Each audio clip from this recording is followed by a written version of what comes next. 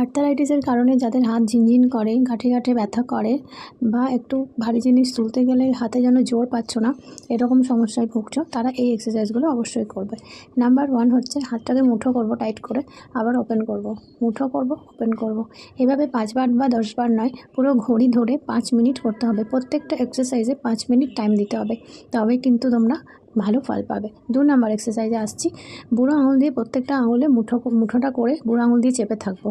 চেপে থাকার পরে একটা একটা করে আঙুল খুলবো। ফার্স্টে কড়ি আঙুল থেকে শুরু করবো, 1 2 3 4 5।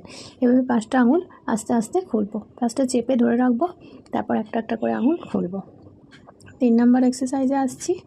হাতের যে মাঝে গ্যাপগুলো আছে, ওই গ্যাপে দুটো হাত দিয়ে ধাক্কা মারবো। তারপরে বুড়ো আঙুলের মাঝখানে যে গ্যাপটা আছে, সেখানেও একবার ডান হাত দিয়ে বাঁ হাত থেকে ধাক্কা দেবো, আর ডান হাত দিয়ে বাঁ দিকে ধাক্কা দেবো। এটাও আমরা 5 মিনিট করব। তারপরে এক্সারসাইজ হচ্ছে রোটেশন। রোটেশনে ক্লকওয়াইজ 10 বার ঘোরাবে, অ্যান্টি ক্লকওয়াইজ 10 বার ঘোরাবে। যদি দেখো যে হাত ব্যথা হয়ে গেছে, তাহলে আবার কিছুক্ষণ পরে 10 বার করবে, কারণ এটাও 5 মিনিটই তোমাদের করতে হবে। তারপরের এক্সারসাইজ, হাতের পাতাটা সামনে নিজের শরীরের দিকে টানছি, একবার ওপর দিক থেকে টানছি, একবার নিচের দিকে ঘুরিয়ে টানছি।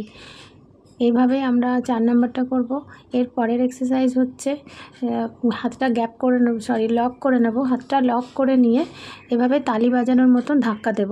এতে আমাদের শুধু আঙুলে ব্যথা বা গাঁটে ব্যথাটাই কমবে না, হার্টের ব্লকেজ থাকলে সেটাও খুলতে সাহায্য করে।